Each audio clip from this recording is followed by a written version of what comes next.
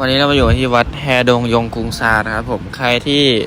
ขาหักขาเป๋เจ็บขาพิการหรือว่าข้อเข่าเสื่อมนะครับหัวเข่าหลุดอะไรเงี้ยแนะนำอย่ามานะครับผม